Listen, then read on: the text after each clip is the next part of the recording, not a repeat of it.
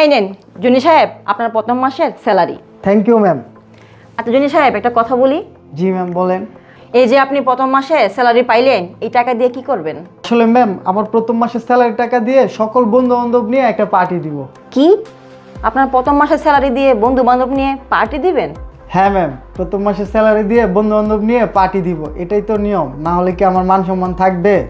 কেন আপনার মা বাবা নেই, আত্মীয় স্বজন নেই, এই টাকাটা কি আপনি মা বাবাকে দিবেন না? হ্যাঁ ম্যাম, আত্মীয় স্বজন তো সবারই থাকে। আর বাবা মার কথা বললেন না, আমার বাবা নেই, আমার মা আছে, মা গ্রামের বাড়িতে থাকে। আর এই টাকাগুলো যদি আমার মার কাছে পাঠিয়ে দেই তাহলে তো আমি পার্টি করতে পারবো না, আর পার্টি না করলে তো বন্ধু বান্ধবের কাছে মুখ দেখাইতে পারবো না। তাই এই সম্পূর্ণ টাকা দিয়ে আজকে পার্টি করব, চিল করব। ঠিক আছে জনি সাহেব, আপনার টাকা আপনার স্যালারি, আপনার যা মন চায় তাই করতে পারবেন, কিন্তু আজকের পর থেকে আপনার চাকরিটা থাকবে না। কি বলছেন ম্যাডাম? আমার চাকরি থাকবে না মানে? আমি এই প্রথম মাসে স্যালারি পেলাম আর এখনই বলছেন আমার চাকরি থাকবে না? ম্যাডাম আমার অপরাধটা কি? আপনার কোনো অপরাধ নেই। আমি ইচ্ছে করেই আমার এই কোম্পানিতে আপনাকে রাখবো না, তবে রাখতে পারি যদি আপনি আমার একটা শর্ত মানতে পারেন। শর্ত? কি এমন শর্ত? ম্যাডাম একটা সত্য কেন, আমি আপনার 10টা সত্য মানতে রাজি আছি, তাও আমাকে চাকরি থেকে বের করেন না। আচ্ছা জনি সাহেব, আপনি যে বলছেন আপনি বন্ধু বান্ধব নিয়ে পার্টি দিবেন, আচ্ছা আপনার বন্ধু বান্ধব কয়জন আসবে? এই তো ম্যাডাম 25-30 জন। ও 25-30 জন। আচ্ছা জনি সাহেব, আপনি একটা কাজ করেন, আপনার এই সকল বন্ধু বান্ধবের ভিতর থেকে আপনার কাছে 3 বন্ধুকে ফোন দেন। ফোন দিয়ে বলেন আপনার আম্মু অসুস্থ, হসপিটালে ভর্তি আছে। সবাইকে বলেন 20,000 করে টাকা নিয়ে হসপিটালে আসতে। এটা আপনি কি বললেন? এত বড় মিথ্যা কথাটা আমি বলবো? হ্যাঁ জনি সাহেব, আপনার চাকরি বাঁচাতে হলে এই মিথ্যা কথাটা আপনার বলতেই হবে। হ্যাঁ ম্যাম, আমার চাকরি বাঁচানোর জন্য এরকম 1000টা মিথ্যা কথা আমি বলতে পারবো। আচ্ছা ঠিক আছে, তাহলে এক কাজ করেন জনি সাহেব, আপনি একে একে আপনার বন্ধুকে ফোন দেন।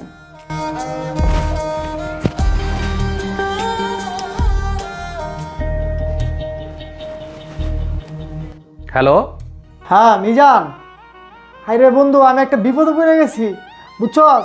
আমার আম্মা না অনেক অসুস্থ, তুই একটা কাজ কর, 20,000 টাকা লিয়া নেত্রকোনা সদর হাসপাতালে তাড়াতাড়ি আয়। শোন মামা, তোর আজকে পার্টি দেওয়ার কথা ছিল বেতন পেয়ে, তুই এখন বলতেছস তোর মা হসপিটালে। দেখ মামা, আমি অনেক ঝামেলায় আছি, তোরে কোনো টাকা পয়সা আমি দিতে পারবো না, বুঝতে পারছ? তো ফোন রাখ। বন্ধু বন্ধু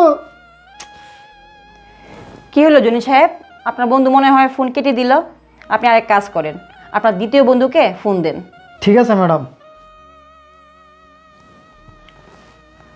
মিরাজ, হ বন্ধু, আজকে তো পার্টি দেওয়ার কথা, আমি তো বন্ধু বিপদে পড়ে গেছি রে।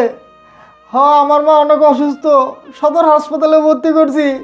বন্ধু তুই একটা কাজ কর, 20,000 টাকা লয়ে তাড়াতাড়ি নেত্রকোনা সদর হাসপাতালে তাড়াতাড়ি আয়। বেটা রাখ ফোন। বেটা আজকে পার্টি দিবে যে এই কারণে বাহানা করতেছস না? তোর পার্টি দেওয়া লাগবে না, আমার কাছে কোনো টাকা টুকা নাই। বেটা বন্ধু তুই আমার ছোটবেলার বন্ধু, বন্ধু আমার উপকারটা কর বন্ধু। ফোন রাখ, ফোন রাখ, আমার সময় নাই, আমি অনেক ব্যস্ত। কি হলো জনি সাহেব, এবারেও কি আপনার বন্ধু ফোন কেটে দিল? আপনি আরেক কাজ করেন, আপনার তৃতীয় বন্ধুকে ফোন দেন। ম্যাডাম, আমার একটা সিনিয়র বন্ধু আছে, ওই আমাকে হেল্প করবে, ওরা আমি বহুত হেল্প করছি, দেখেন আমি কথা বলতেছি। হ্যাঁ বল। এই তোর না আজকে পার্টি দেওয়ার কথা ছিল? আমি তো একটা বিপদে পড়ে গেছি। কি বিপদ? বিপদটা হয়েছে, আমার আম্মা না অনেক অসুস্থ, নেত্রকোনা সদর হাসপাতালে ভর্তি করছি বুঝছো। আমার না ইমার্জেন্সি 20,000 টাকা লাগে, তুমি 20,000 টাকা নিয়ে নেত্রকোনা সদর হাসপাতালে তাড়াতাড়ি আয়ো। তোর বেটা আমি বেটা যাইতেছি একটা কাজে, বেটা আমার শুভ কাজটাই তুই নষ্ট করে দিলি। রাখ রাখ, ফোন রাখ, ফোন রাখ, কথা কর সময় নাই। বন্ধু তোরা না আমি কত হেল্প করছি, তুই আজকে আমার হেল্পটা কর বন্ধু, আমার মা আরে খুব বাবা, অসুস্থ। গাড়িতে গাড়িতে তোর কথা বোঝা যায় না, পরে ফোন দে, পরে ফোন দে, পরে ফোন দে, গাড়ি গাড়ি।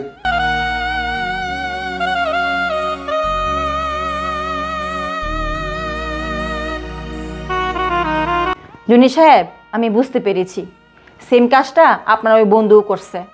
আপনি এক কাজ করেন, এখন আপনি আপনার আম্মাকে ফোন দেন। ম্যাম, আমার আম্মাকে আমি ফোন দিয়ে কি করব?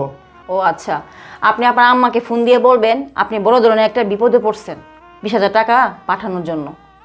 ঠিক আছে ম্যাম।